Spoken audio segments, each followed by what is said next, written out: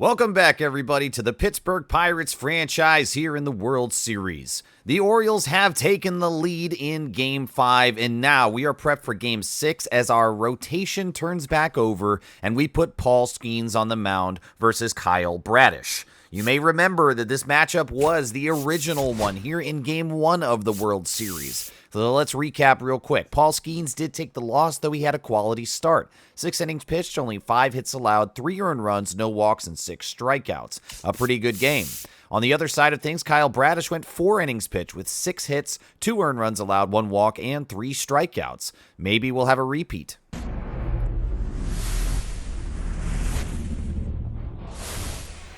And hopefully not a repeat of the result, I mean. What I'm talking about is that overall, Paul Skeens did absolutely fine. The Orioles did get the better of us in that game, but I do think that it is a quality pairing for us. And here's the recap of the first 5.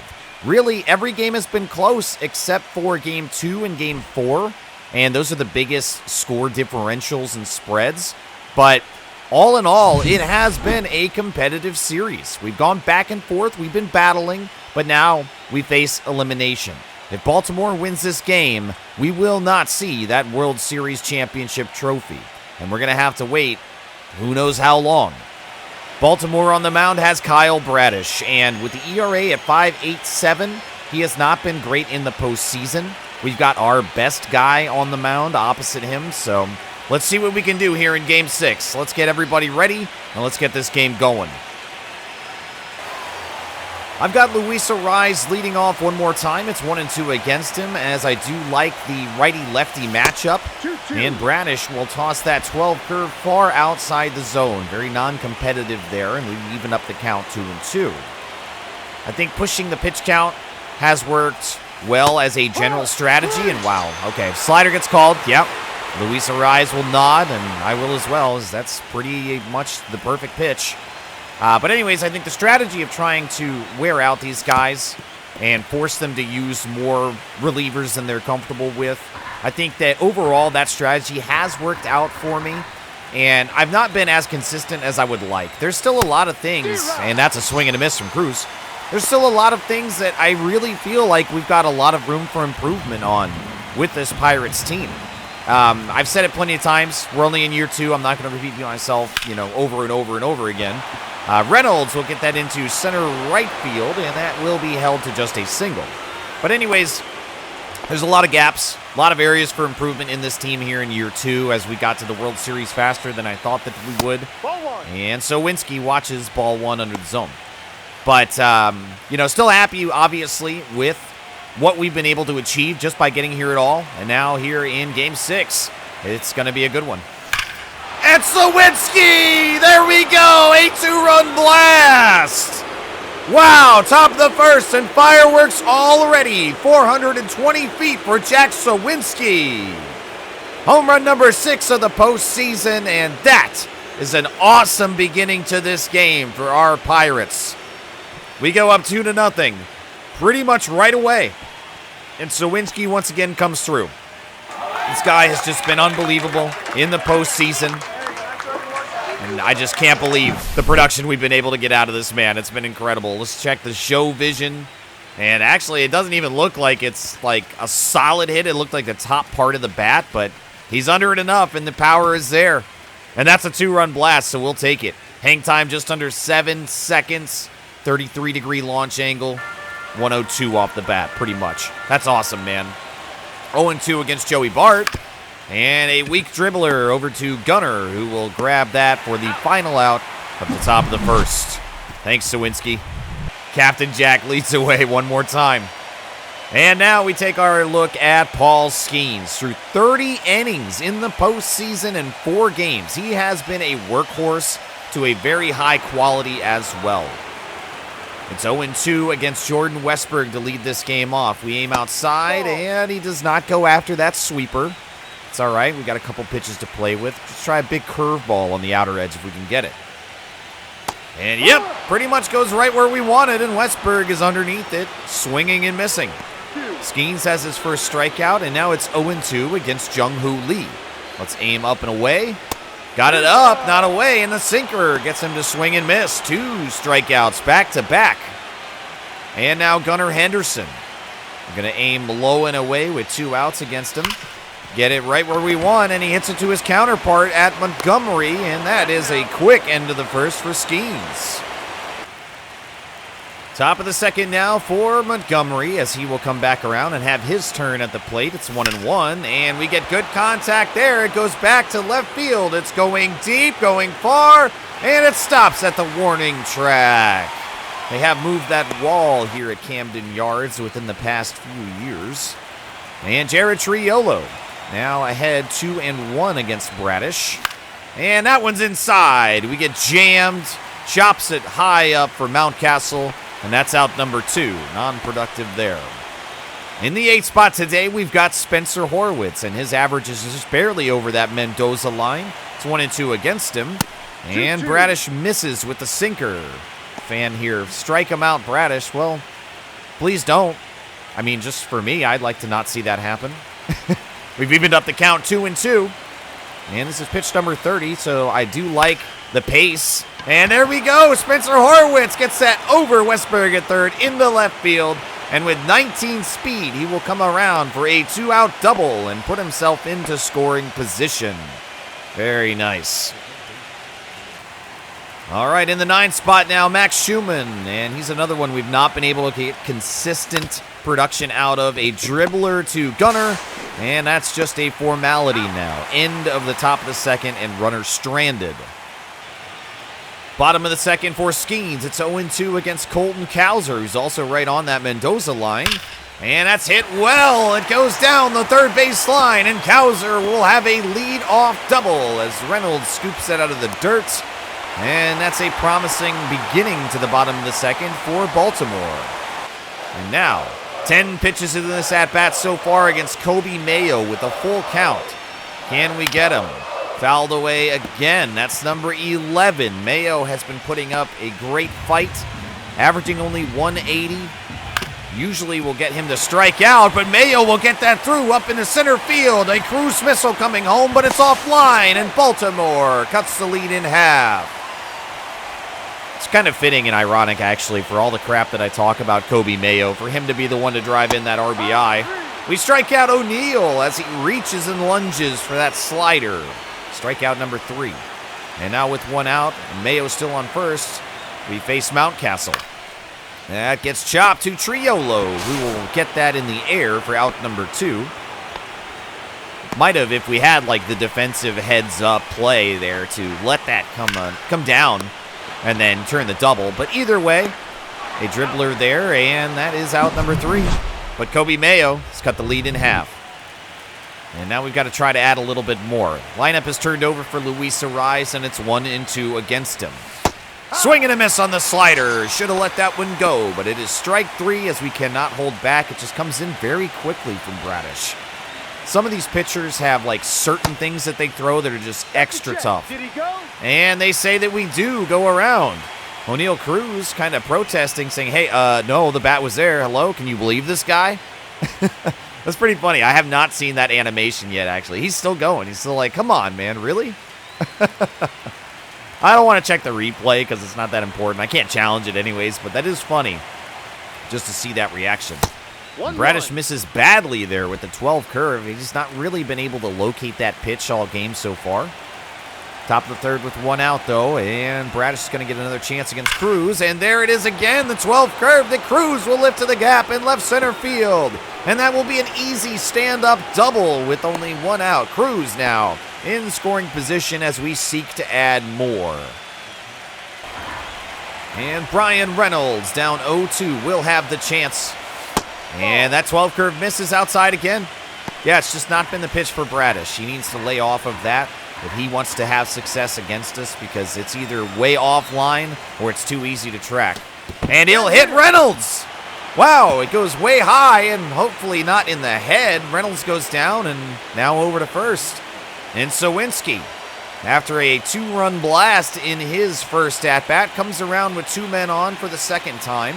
1 out against him. And are you kidding me? Sawinski to right field. It's staying fair. That's a 3-run blast. Even deeper than the first one, 440 feet. Wow, Sawinski has done it again. That is 5 RBIs for Captain Jack. Can you believe it? Wow. Kind of blowing my voice out here. Sorry, you guys, but that is just incredibly exciting. Sawinski powering one deep to right field, nearly wraps around the foul pole. And that is a big time home run for us, as it's now 5-1. Joey Bart at the plate, 1-2 against him, and a swing and a miss on the slider. He goes down swinging. Bradish recovers well to get the strikeout, and now it's 0-1 against Colson Montgomery. Bradish delivers. That's pitch number 50, and a weak grounder over to third. Westberg plays it, and that ends it. But wow, a big-time lead now thanks to Captain Jack. And in the 9 spot today, it's Jorge Mateo, 0-2 against him, and Skeens kind of misses there on the fastball, dead center, but that's only lifted to right for Sawinski. And we've got our first out of the third. Need a couple clean innings from Skeens now so we can build that confidence and momentum here. And that's hit well by Westberg into center field. Cruz will field it, and that's a 1-out single as the lineup has turned over, and Baltimore seeks to claw their way back from this 4-run deficit now. And that's strike 3. Jung-Hoo Lee watches the sinker on the bottom corner of the zone. Well, bottom half of the zone, not corner. But 0-1 now against Gunnar Henderson as we try to strand that runner on first. That's a fouled away sinker, and it's now 0-2. We do not have to give him anything good right now at all. See where we put it. Top right corner, and we got it! 102 at the top of the zone. Gunnar goes down looking. And that's an excellent inning after pulling ahead even further with the lead. Way to hold him off. 2-2 now against Jared Triolo, and Bradish misses to run the count full with that slider. Spencer Horowitz is on deck, and that energy is really starting to look good for us now. Bradish nearing the fatigued yellow level.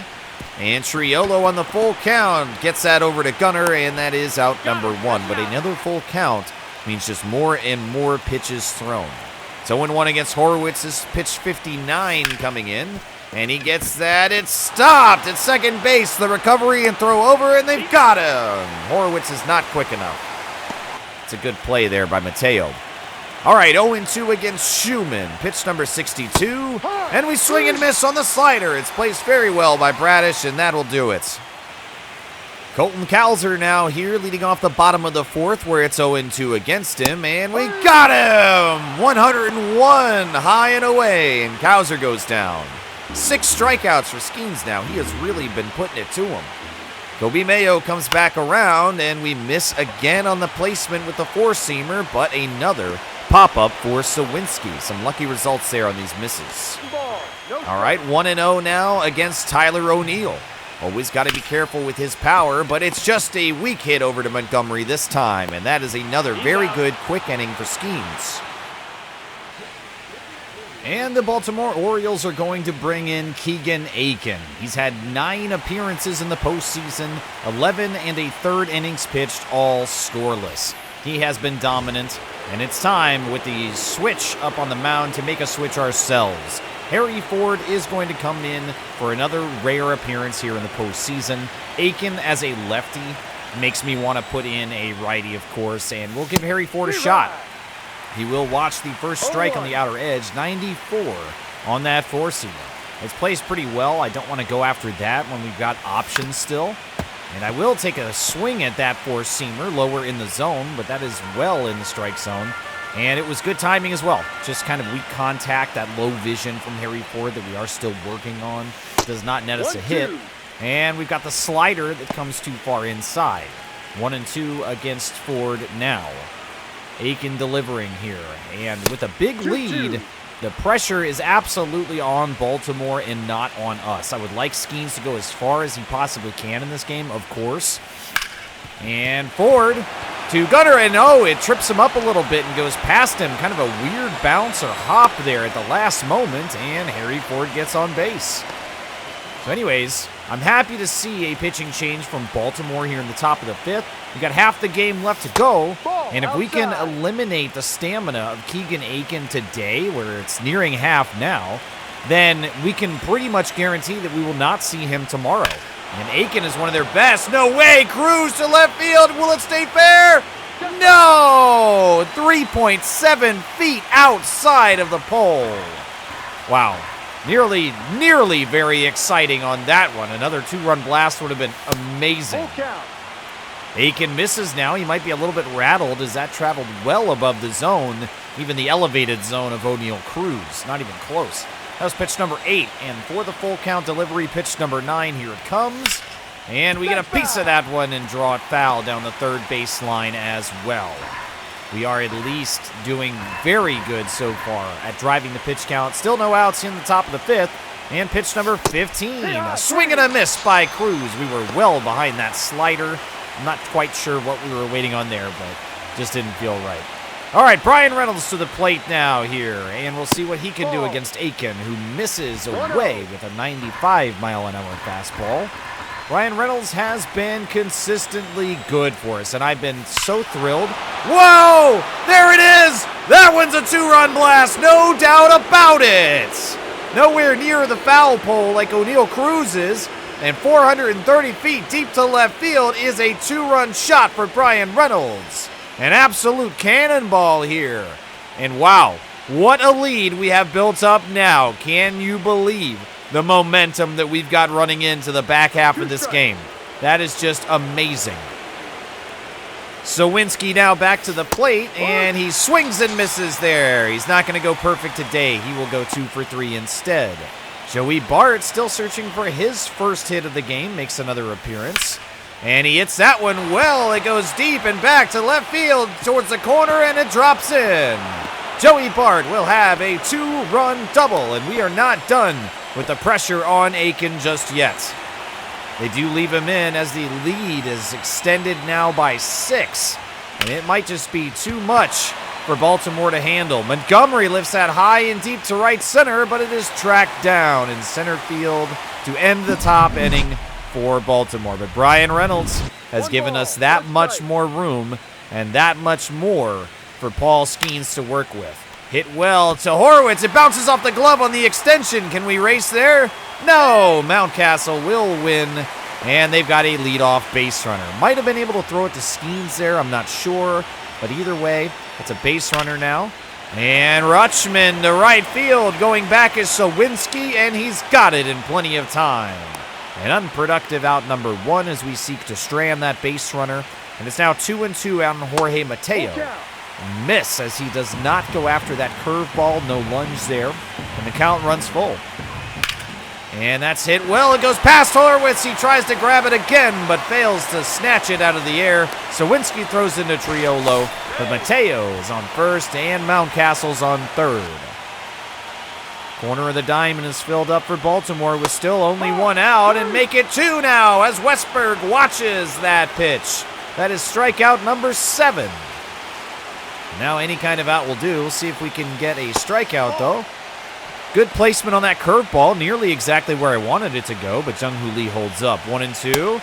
And that one's not called. 101 that skims the bottom of the zone. No strike, though.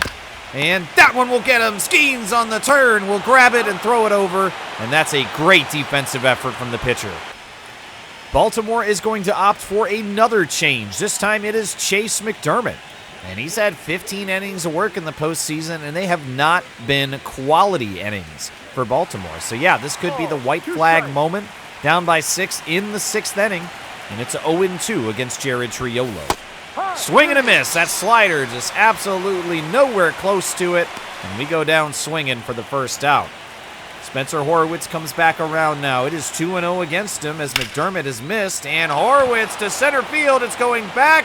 And yes, it will find the gap in left center. 19 speed, he's humping as fast as he can, and he does make it in time on the slide.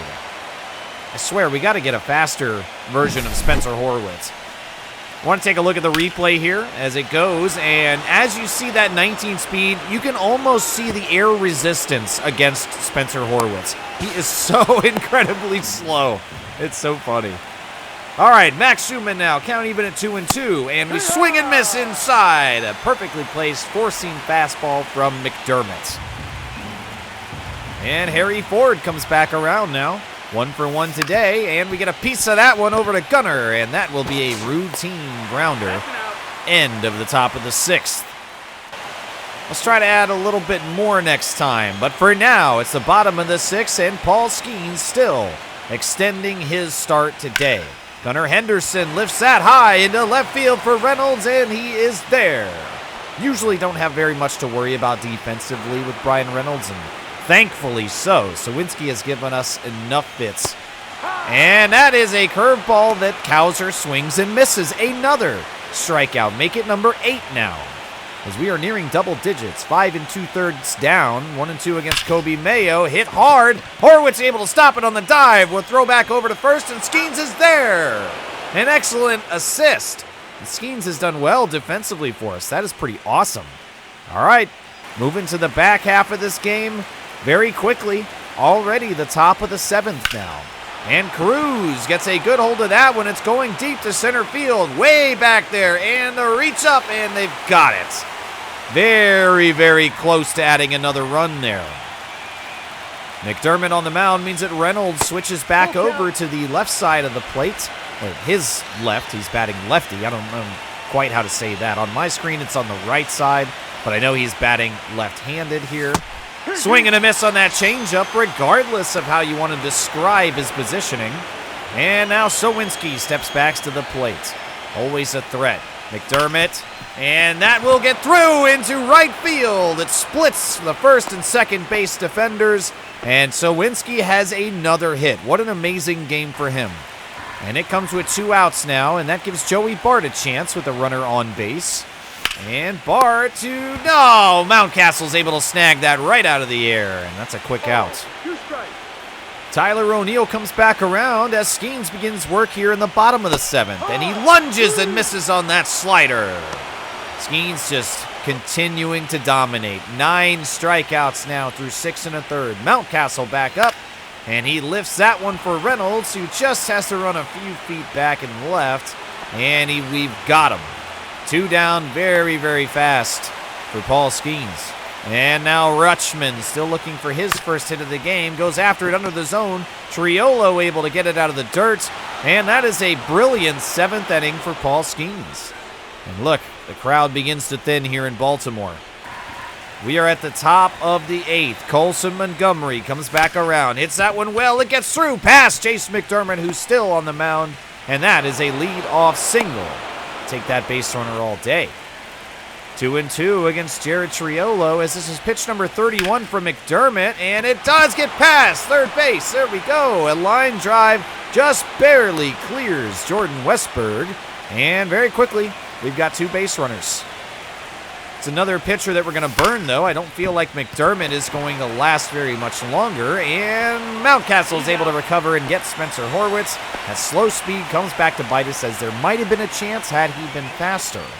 But that will advance both runners. And now, 2nd and 3rd, only 1 out for Max Schumann, 1-2. No, we're off on the timing. That was an absolute dart, a bullseye that McDermott delivered, but we do not capitalize. Harry Ford now, 2-1. We get contact that goes through. Yes, it's into right field.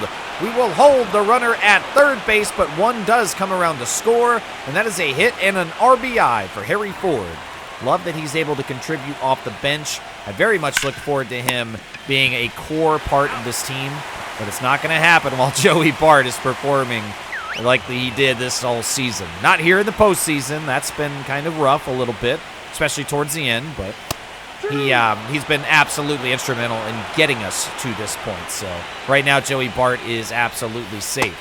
And that's a called strike on Jorge Mateo. Wow. To begin the 8th, that's a strikeout, and the energy is depleting very quickly now for Paul Skeens. Pitch number 96, a swing and a miss by Westberg, and he racks up yet another strikeout. That is number 11. Just 1 more left to go. I'd like to get 8 complete out of Skeens. I don't want to push him for 9. There's no reason to chance an injury. Triolo on the good reaction, able to get him there, and we do indeed end the 8th. And another pitcher to the mound from Baltimore. It is our old pal, Cionel Perez. He's played for 4 games so far in the postseason, only 3 1/3 pitched, and he's been good so far. We'll have to see how much further we can get into this bullpen. Brian Reynolds, it is stopped and then bobbled. They can't get it, and Reynolds is there. Guarantee you that's an out if it's Spencer Horwitz running down the line right there. All right, so Reynolds on base. Sowinski here, lefty on lefty. And we will watch that fastball above the zone.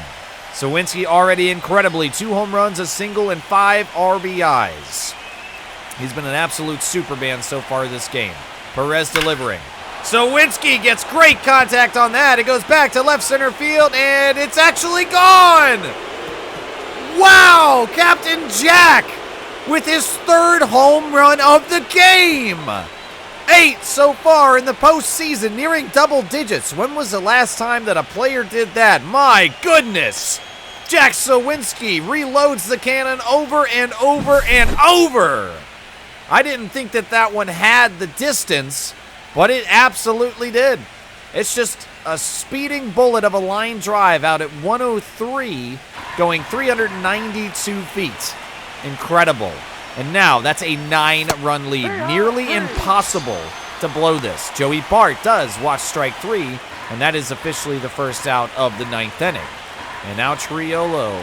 No, never mind. He's on deck. Colson Montgomery will swing and miss. And now, yes, we will turn it over for the last batter of our ball game. Unless something else happens, it's Jared Triolo. And he hits that to Mountcastle, who does not pick it up cleanly, but still gets there in time. And it's now the final inning of the game. And I'm going to bring in Carson Fulmer. We've only used him for 6 2/3, and he has been really bad. But with a 9-run lead right now, I don't want to waste any quality pitchers. We get a weak ground ball from Gunnar Henderson, and Horowitz able to scoop that for a very quick out number 1. But yeah, I'd like to use Fulmer here because I don't want any of the energy of the guys that, if we need them, the real elite guys that we have, I don't want to waste any of that right now. There's no reason to. Carson Fulmer could give up a grand slam, and we would still be comfortably able to win this game. He will strike out Kobe Mayo, though, and now Tyler O'Neill is the last hope for Baltimore. Hit well, and it goes to right field, and Sowinski will play it. 2 men on now with 2 outs, still absolutely not concerned. Mountcastle at the plate, and he hits that high. It goes to center field for O'Neill Cruz, who will get underneath it, and that's the ball game. The Pirates win once again, and we have tied this series up 3-3. And it's time to go to the very final elimination game of the year. The World Series has been electric so far, and we have finally pushed the determining game of the series, Game 7. And in Game 7, it will feature Andrew Abbott versus Framber Valdez, 2 very skilled pitchers who have had success in the postseason as each team seeks the crown and the gold of the World Series trophy. Thanks for watching. See you guys for the conclusion.